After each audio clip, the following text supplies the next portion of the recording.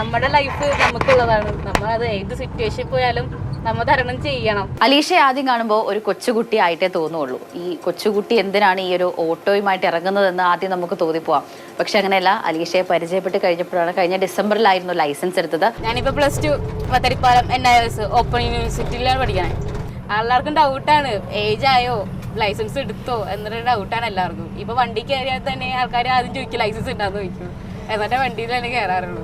അലീഷ ഈ ഒരു ഓട്ടോ ഓടിക്കാൻ ഇറങ്ങുന്നതിൻ്റെ ഒരു കാരണം എന്ന് പറയുന്നത് ജീവിതത്തിൽ തനിക്ക് നേരിട്ട പ്രാരാബ്ദങ്ങൾ തന്നെയാണ്. അച്ഛനൊരു ആക്സിഡൻറ്റ് സംഭവിച്ചു, അമ്മയ്ക്കും സുഖമില്ല, ന്യൂമോണിയ ഒക്കെ ആയിരുന്നു.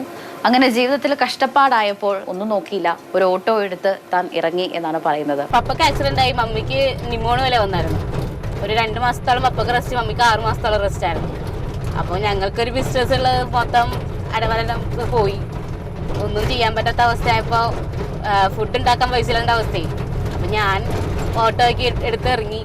അന്നത്തെ ഫുഡും കഴിച്ചതൊക്കെ ഞാൻ ഓട്ടോ ഓടിക്കാം. പിന്നെ ഞാൻ സ്ഥിരമാക്കി. സ്കൂൾ വിട്ട് കഴിഞ്ഞുള്ള സമയം ഏകദേശം 5:30 മണി തൊട്ട് രാത്രി 10:30 വരെയാണ് അലീഷ ഓട്ടം ഓടുന്നത്. ഞാൻ മെയിനായിട്ട് ഊബറാണ് പോവാറ്. കുറച്ച് നമുക്ക് റെസ്റ്റ് എടുക്കാനും കിട്ടുമ്പോൾ ആ സമയത്തൊക്കെ ഇരുന്ന് പഠിക്കും. KKKCയിൽ സ്വന്തം കുടുംബത്തിന് വേണ്ടി എന്നെ പോലെ ഇപ്പോൾ അധ്വാനിക്കുന്ന കുറേ പിള്ളേരുണ്ട്.